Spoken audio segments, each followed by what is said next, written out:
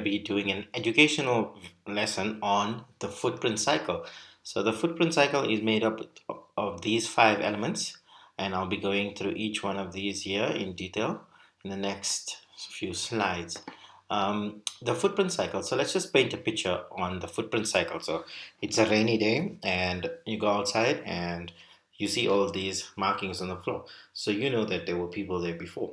And what information can we gather from them, whether it's a Bigfoot being a male or female or a child, whether they have boots on or whether they have flip-flops or even if they're barefoot. So this is the information that we're extracting. So banks and institutions on the charts also leave these footprints, and it's so clear to see, and once you see it you can't unsee it. So let's go over to the slides here, and number one would be your basing candles. This is your consolidation or your basing zone, which is made up of 1 to 4 candles, and before any explosive move there's always a pause. So these candles are smaller than the rest.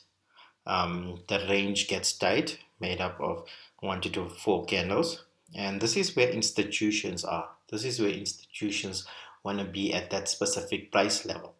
So they want to buy or sell at that point, and that's when we find an explosive move afterwards. So on to your next one, which is your breakout. So this here is your explosive candle, which is large and it doesn't have much wicks, so it has small wicks, as we can see here, with that explosive move away. So this shows no hesitation.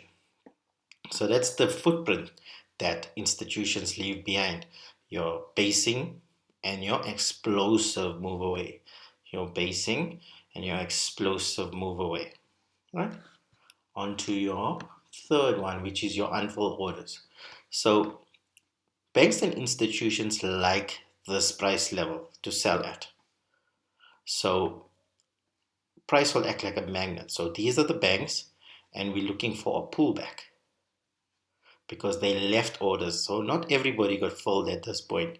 So price has to come back for those orders to get filled. So the move away was so fast that not everybody got filled. Leftover orders sit at the zone. So these orders, they don't disappear. They need to be filled in. That's why price comes back, acting like a magnet. So we wait for that to happen. So as we can see, that price comes back acting like a magnet, and in a supply zone here, price will move back upwards to that zone, and a demand zone, price will come back to the zone for orders to be filled. So this is not random. This is where institutions want to be refilled. So this is where we come in. This is where we can place our entries, and this is the footprint. So, and it's not random.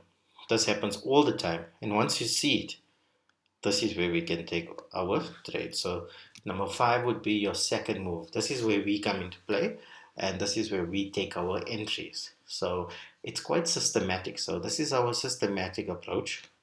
It takes away all that stress and anxiety that trading comes, because this here is clear. It happens all the time, right? So when price reacts from the zone, that's our signal, and that's institutions are stepping back into the market with their leftover orders, and we follow those orders. That's where we follow the trend of what they are thinking with no hesitation. So in the scenario, I can show you that we place an order here, and our order will be here, entry here, stop loss below the zone, and a take profit to whatever it is, whether it's a 1 to 2 or 1 to 3 or the higher or the next swing high. So yeah, that was our introduction to the footprint cycle of supply and demand, and I hope you guys like this video, and if it's beneficial to you, let me know in our DMs. You can send us a message, and yeah, we can chat there. Thanks so much.